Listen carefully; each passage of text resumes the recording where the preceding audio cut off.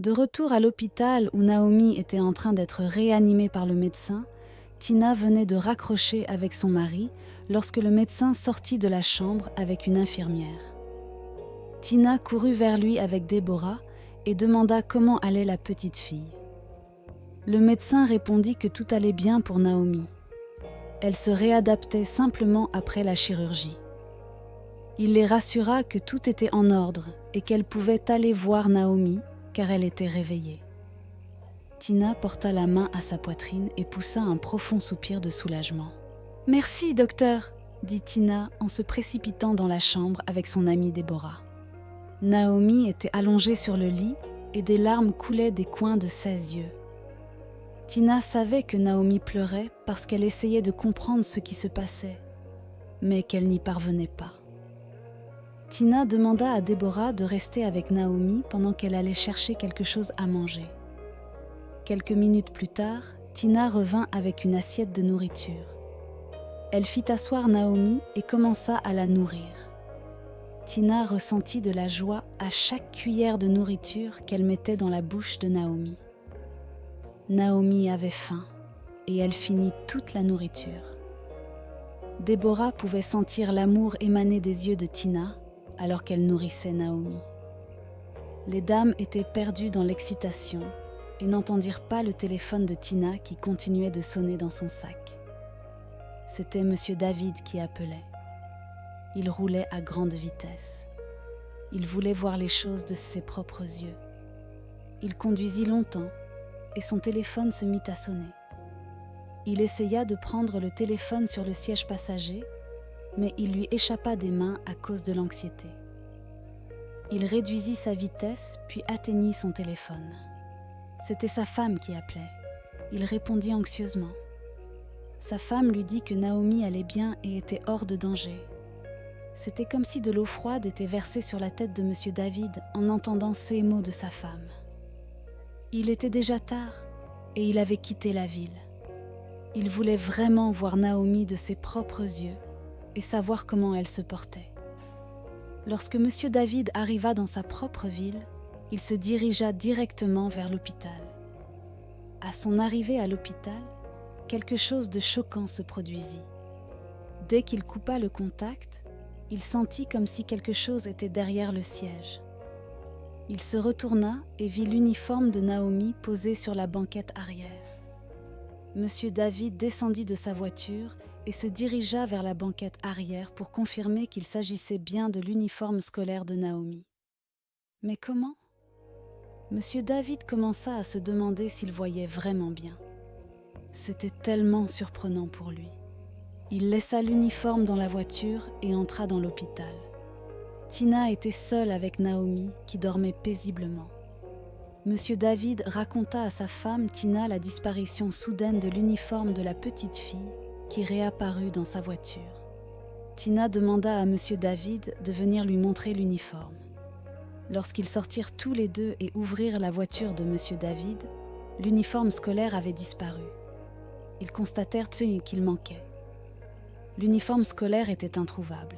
« Où est l'uniforme ?» demanda Tina étonnée en regardant à l'intérieur de la voiture vide.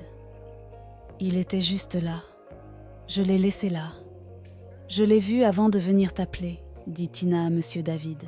« Je ne suis pas sûre que tu saches de quoi tu parles, » cria Monsieur David, presque rendu fou par l'incrédulité. « Chérie, je suis certain d'avoir laissé l'uniforme scolaire ici, à l'arrière de la voiture. Je l'ai vu avant de verrouiller la voiture et d'entrer dans l'hôpital pour te voir. Comment a-t-il pu disparaître ? Personne d'autre n'a la clé de ma voiture.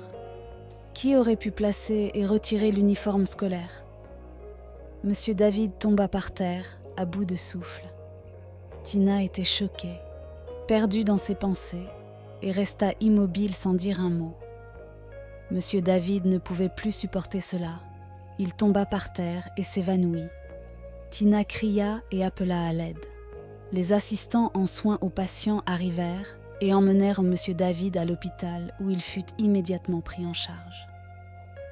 Après quelques heures, Monsieur David se réveilla et se retrouva allongé sur le lit d'hôpital avec Tina assise très près de lui.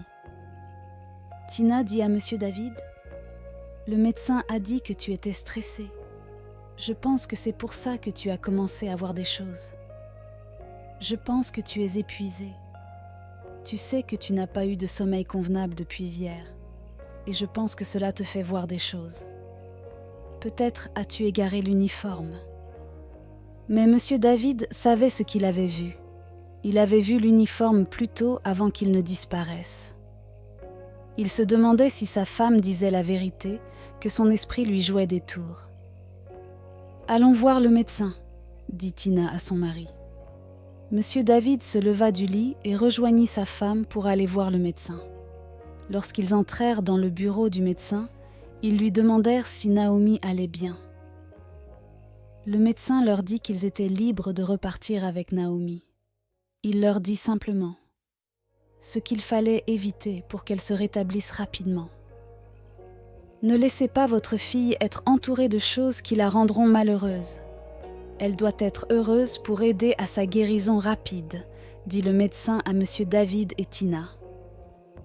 Monsieur David voulait dire au médecin que Naomi n'était pas leur fille, mais il semblait que quelque chose lui demandait de ne pas le faire.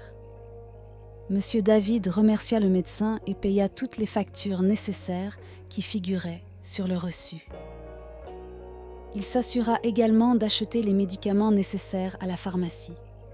Puis, il quitta l'hôpital avec sa femme et Naomi.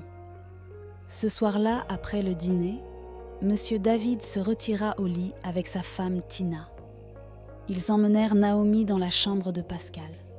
Elle était toujours intacte après tout an depuis le décès de Pascal. Aucun des biens de Pascal n'avait été jeté ou donné. C'était comme s'il n'était jamais parti. Tina prenait toujours le temps d'arranger la chambre et de la garder propre. Chaque fois qu'elle ressentait le besoin d'être avec un enfant, elle y entrait. « Chérie !» appela Tina à son mari alors qu'ils étaient allongés au lit. « Oui, ma chère ? Vas-tu quand même chercher ses parents demain ?» Monsieur David prit un moment puis poussa un soupir. « Je ne sais pas, » dit-il en secouant la tête. « Je suis tellement confus. On dirait que quelque chose m'empêche de trouver les parents de la petite fille et je ne peux tout simplement pas l'expliquer, » dit-il en regardant le plafond. « Je sais que cela semblera égoïste, mais pourquoi ne la gardons-nous pas ? Pour qu'elle ait eu un accident, cela signifie que ses parents ne sont pas assez riches. Nous pourrions la rendre et il ne serait pas capable de s'occuper de ses problèmes de santé. Gardons-la jusqu'à ce qu'elle soit complètement rétablie et retrouve la mémoire. Penses-tu que la donner après s'être attachée sera facile ? Demanda Monsieur David en dirigeant son regard vers sa femme. Je ne sais pas, répondit Tina. Ce fut une longue nuit pour le couple. Monsieur David essayait de comprendre ce qui avait fait disparaître l'uniforme scolaire jusqu'à ce que les doux bras du sommeil les emportent. Le lendemain, Monsieur David se leva très tôt et alla voir Naomi.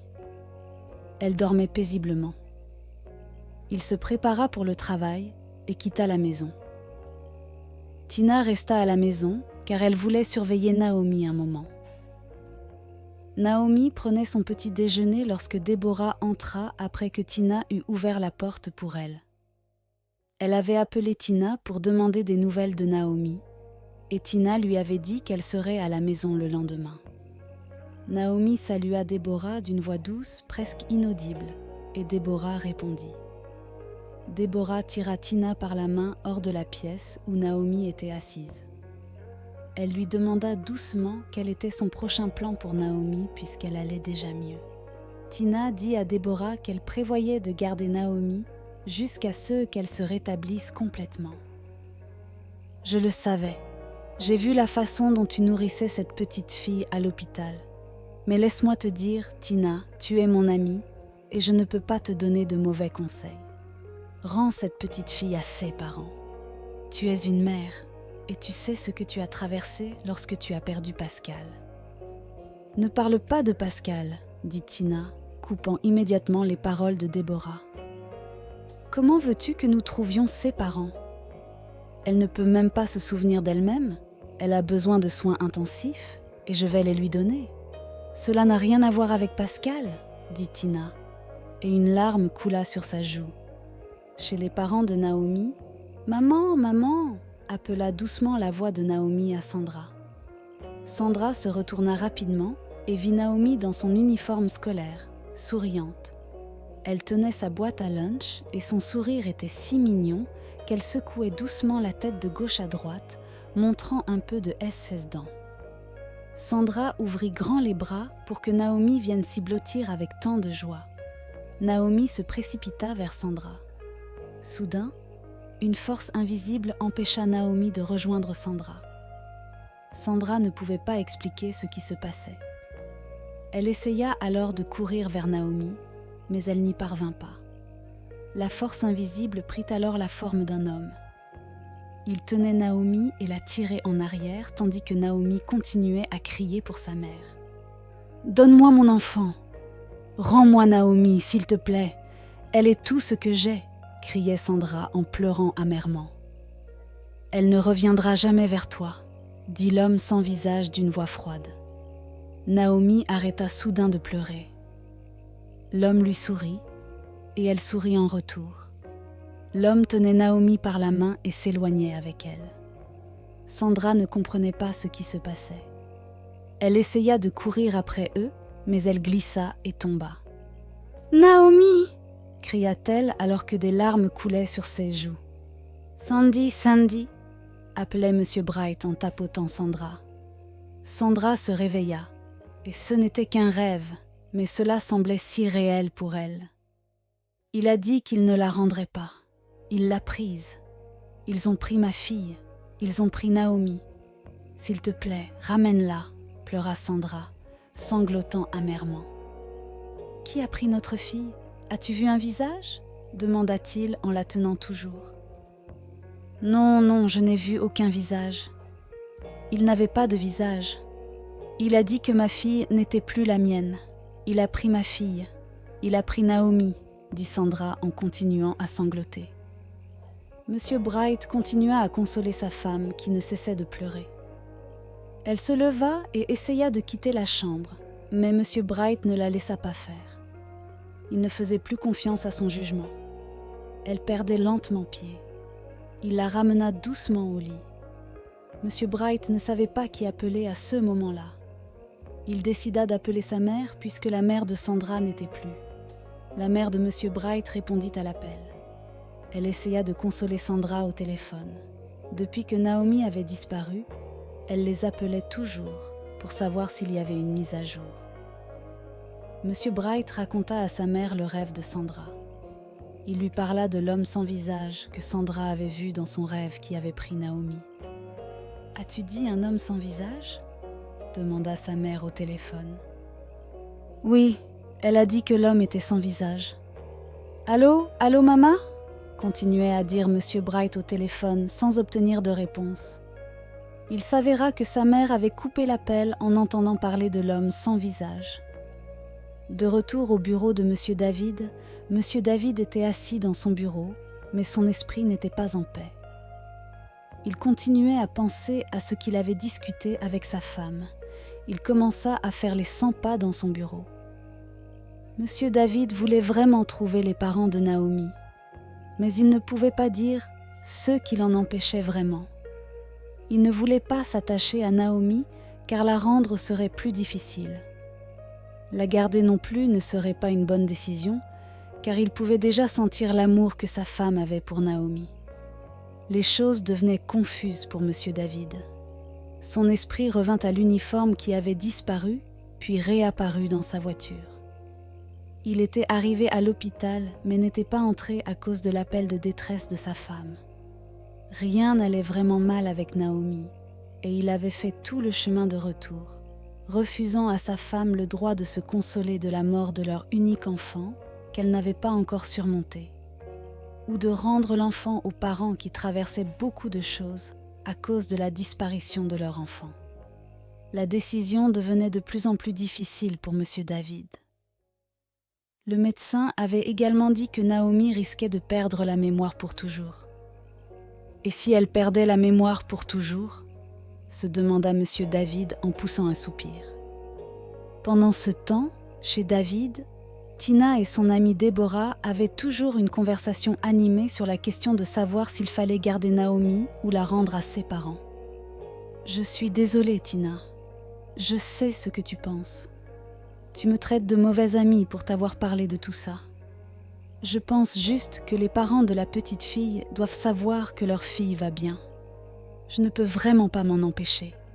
Si ma fille avait été renversée, la douleur de perdre un enfant estimated. S'il te plaît, arrête, Déborah. Peux-tu quitter ma maison? Je t'en supplie, n'ouvre pas de vieilles blessures. Pars, s'il te plaît, implora Tina en essayant de retenir ses larmes. C'est bon, je vais partir, dit Déborah en prenant son sac à main. Je suis désolée, Tina. Pascal, pars, s'il te plaît, dit Tina, joignant les mains et coupant les paroles de Déborah. Dès que Déborah quitta la maison, Tina courut dans la chambre de Pascal. Elle ferma la porte derrière elle, puis s'allongea sur son lit. Les doux souvenirs qu'elle avait partagés avec son fils vinrent jouer dans son esprit. Tina s'allongea sur le lit de Pascal, tenant son couvre-lit et pleurant à chaudes larmes. Elle souhaitait seulement que son fils soit encore en vie. « Pourquoi ne m'as-tu pas prise aussi, Dieu ? Pourquoi as-tu amené Naomi dans ma vie ? Pourquoi me tortures-tu ? Mérite-je vraiment toutes ces douleurs ? Demanda Tina en pleurant. Plus elle essayait de retenir ses larmes, plus elles coulaient sur ses joues. Chez Naomi, M. Bright, le père de Naomi, essayait toujours de joindre sa mère qui avait raccroché plus tôt. « Allô, maman, es-tu toujours là ? » « Mon fils, je ne pense pas que ce soit quelque chose dont nous puissions parler au téléphone. Peux-tu revenir au village demain avec ta femme ? Je pense qu'il y a quelque chose que je dois vraiment te montrer. Maman, tu nous rends vraiment, ma femme et moi, anxieux. Dis-moi ce que tu sais sur son rêve et l'homme sans visage, s'il te plaît. C'est une longue histoire, mon fils. Viens au village dès que possible. Monsieur Bright abaissa lentement le téléphone de son oreille et raccrocha. Il regarda sa femme qui semblait plus inquiète que lui. Le sommeil ne vint plus alors qu'il continuait à se demander pourquoi maman leur demandait de revenir au village et qui était l'homme sans visage. Monsieur Bright et sa femme commencèrent à préparer leur voyage impromptu au village. Lorsqu'ils eurent fini, ils quittèrent leur maison très tôt. Le village de Monsieur Bright n'était qu'à quelques heures de la ville. Lorsqu'ils arrivèrent, sa mère était assise dehors sur un banc comme si elle les attendait. Sandra salua sa belle-mère avec des larmes coulant sur ses joues. Elle se leva du petit banc où elle était assise et serra Sandra dans ses bras. Puisque c'était une affaire urgente, maman leur dit de s'asseoir avec elle sur le petit banc dehors. « Maman, s'il te plaît, ma femme et moi sommes curieux. Parle-nous de l'homme sans visage et de ce qu'il veut avec notre petite princesse, demanda M. Bright. Maman poussa un soupir, puis se tourna vers son fils. Mon fils, il y a de nombreuses années, j'étais enceinte de toi lorsque mon défunt mari, ton père, fut impliqué dans un conflit foncier avec 3 hommes. Ils revendiquaient tous la propriété de la terre de ton père. Ton père appela ses oncles pour l'aider, mais ils lui tournèrent tous le dos. Je suppliai ton père de laisser tomber la terre, mais il me dit qu'il ne laisserait pas la sueur de son père être en vain. Lorsque tous les espoirs commençaient à s'estomper, ton père m'emmena sur la terre la nuit. Devant le plus grand arbre de la terre, ton père fit une promesse à l'arbre. Il dit à l'arbre que s'il prenait possession de la terre en tant que propriétaire légitime, il lui dédierait toutes ses futures générations, à commencer par celui que j'avais dans mon ventre. Ensuite, ton père se coupa avec un objet tranchant et enduisit le sang sur le tronc de l'arbre. Ceux qui étaient venus pour disputer la terre avec ton père vinrent le supplier. Ils disaient qu'un être sans visage les poursuivait partout, même dans leurs rêves. L'un d'eux mourut parce qu'il tenta de rester et de continuer à se battre. Ton père prit possession de toute la terre pour lui-même. Lorsque tu es né, ton père t'a dédié à l'arbre. Cela fait tant d'années que ton père est mort, et j'avais déjà oublié cela. Lorsque tu m'as appelé et que tu m'as parlé de l'homme sans visage dans le rêve de ta femme, cela m'a ramené dans le passé. Mon fils, je pense que c'est l'homme sans visage qui a causé l'accident dans lequel Naomi a été impliquée. Je pense qu'il veut enlever l'enfant parce que tu ne l'as pas dédié à lui, dit Mama d'une voix convaincante. Tout commença à avoir du sens pour M. Bright. Il ne pouvait pas expliquer comment il avait soudainement oublié de récupérer sa fille à l'école. Il arrivait toujours plus tôt que l'heure normale. Sandra non plus ne pouvait expliquer pourquoi il y avait eu un embouteillage soudain qui lui avait fait voler son téléphone. Aucun d'eux ne se souvenait d'appeler l'école pour leur dire qu'ils arriveraient plus tard que d'habitude. Naomi était une fille très intelligente et son départ de l'école sans les attendre faisait également sens. De tous les hôpitaux de la ville, sa fille avait été transférée dans une autre ville qu'il ne connaissait pas. Même M. Bright commençait à comprendre pourquoi l'homme qui avait renversé sa fille viendrait les rencontrer à l'hôpital puis repartir. Comment un arbre peut-il tourmenter ma vie? Où était l'arbre quand ma femme et moi cherchions un enfant? Après avoir attendu un enfant de Dieu, Mama, tu me dis qu'un arbre est responsable de la disparition de ma fille? Toi et papa m'avez dédié à un arbre? Dit M. Bright furieux. Il se leva du banc, entra dans la maison et en sortit avec une machette. « Je vais abattre cet arbre aujourd'hui. Je veux qu'il me montre ses pouvoirs, » dit-il en s'éloignant avec la machette. Mama supplia son fils de ne pas causer de tort à l'arbre. Elle lui dit de l'apaiser pour qu'il ramène leur fille, mais M. Bright avait déjà pris sa décision. Il arriva là où se trouvait l'arbre et cria après l'arbre, puis commença à le couper. Lorsque Sandra et Mama arrivèrent à l'endroit où se trouvait M. Bright, il avait déjà commencé à creuser sa machette dans l'arbre. Après quelques minutes de coupe, la main de M. Bright commença à trembler. Il ajusta sa main et continua à couper, puis sa main commença à trembler vigoureusement. La machette tomba de sa main. M. Bright regardait simplement ses mains, et la sueur qui s'était accumulée sur son visage commença à tomber par terre. Ses jambes commencèrent à trembler, et il commença à respirer lourdement. Il se tourna pour regarder sa femme et sa mère qui le regardaient, puis il tomba. « Oh mon Dieu, je suis finie !» cria Sandra en courant vers son mari avec Mama.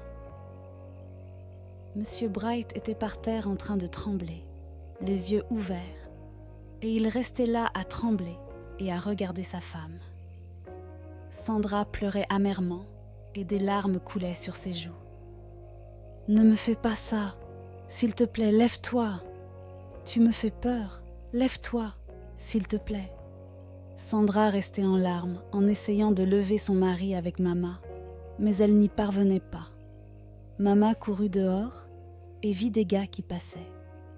Elle leur demanda de l'aide pour lever son fils du sol.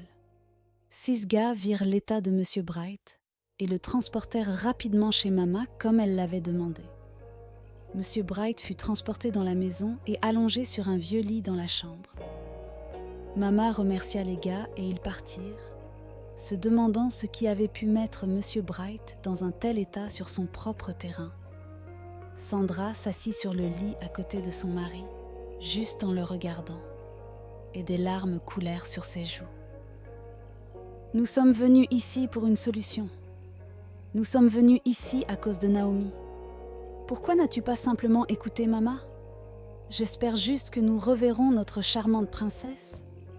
Je ne veux pas y penser, lève-toi.